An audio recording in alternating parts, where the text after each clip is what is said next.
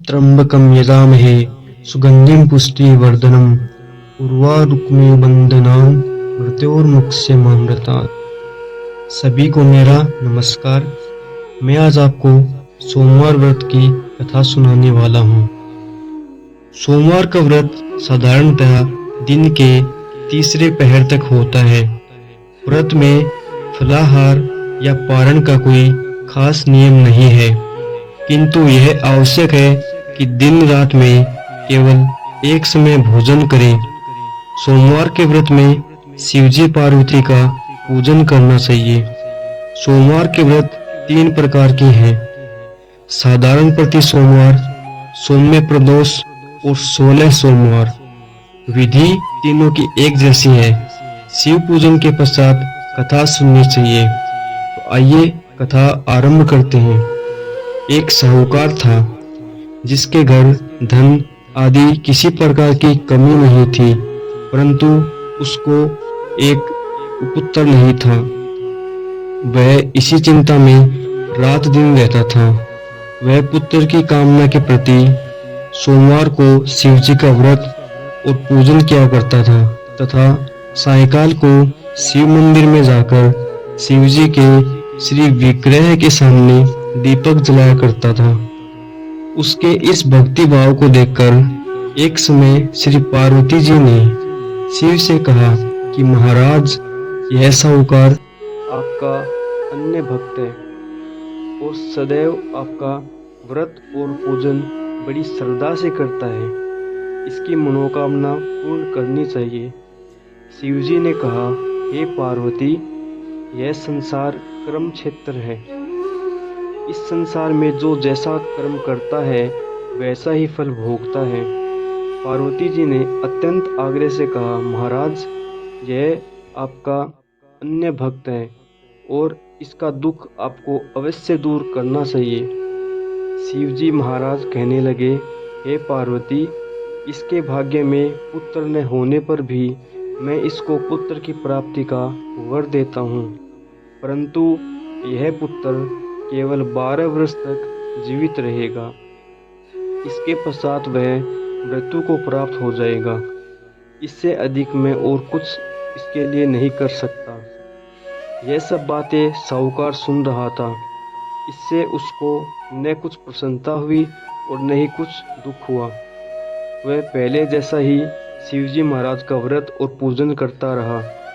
कुछ काल व्यतीत हो जाने पर साहूकार की स्त्री गर्भवती हुई और 10वें महीने उसके गर्भ से अति सुंदर पुत्र की प्राप्ति हुई। साहूकार के घर में बहुत खुशी मनाई गई, परंतु साहूकार ने उसकी केवल 12 वर्ष की आयु जान कोई अधिक प्रसन्नता प्रकट नहीं की। जब वह बालक 11 वर्ष का हो गया तो उस बालक की माता ने उसके पिता से विवाह आदि के लिए कहा, तो वह साहूकार कहने लगा कि मैं अभी इसका विवाह नहीं करूँगा, अपने पुत्र को काशी जी पढ़ने के लिए भेजूँगा। फिर साहूकार ने अपने साल अर्थात बालक के मामा को उसको बहुत सा धन देकर कहा, तुम इस बालक को काशी जी पढ़ने के लिए ले जाओ और रास्ते में जिस स्थान पर भी जाओ यज्ञ करते और ब्राह्मणों को भोजन कराते जाओ। वह दोनों मामा भांजे यज्ञ करते और ब्राह्मणों को भोजन कराते जा रहे थे। रास्ते में उनको एक शहर पड़ा।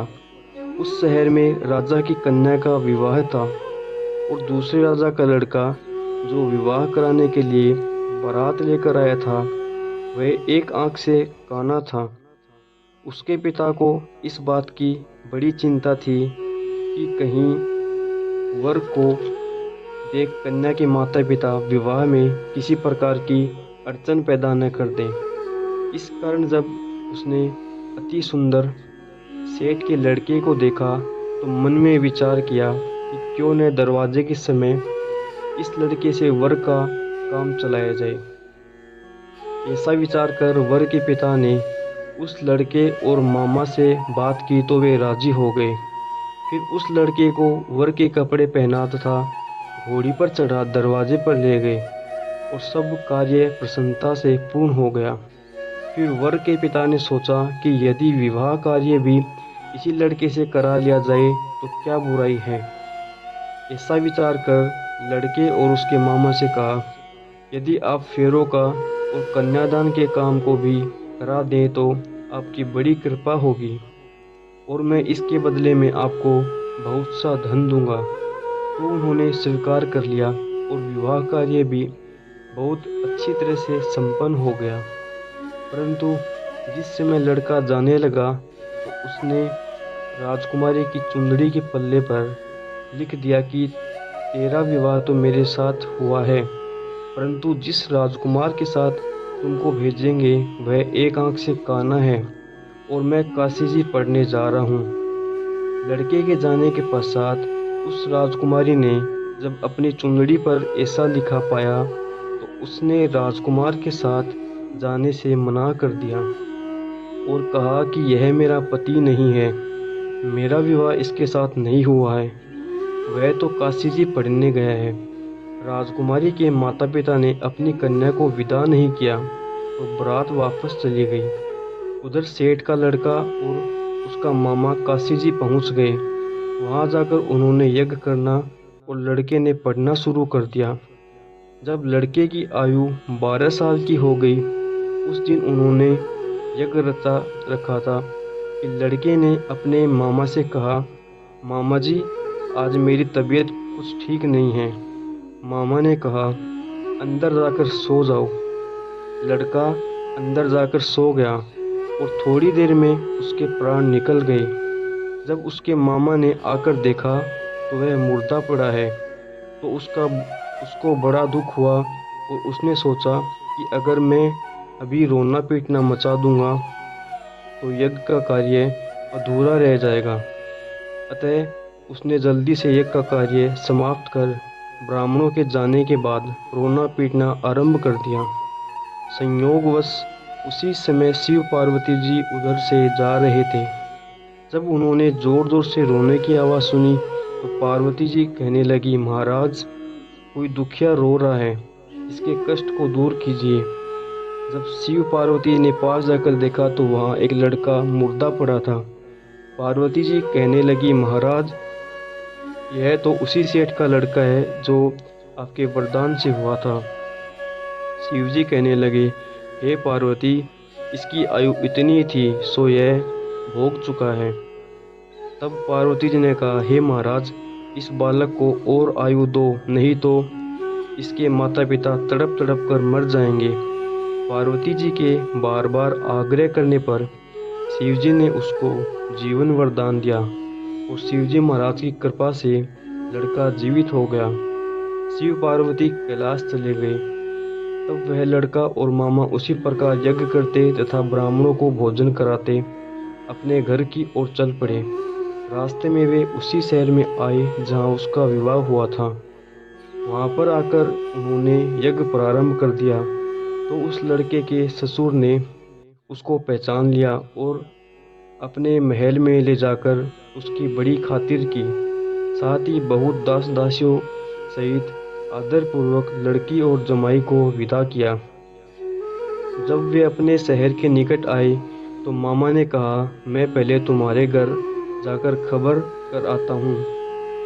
जब उस लड़के का मामा घर पहुँचा तो लड़के के माता पिता घर की छत पर बैठे थे और यह प्रण कर रखा था कि यदि हमारा पुत्र सकुशल लौट आया तो हम राजी खुशी नीचे आ जाएंगे, नहीं तो छत से गिरकर अपने प्राण खो देंगे।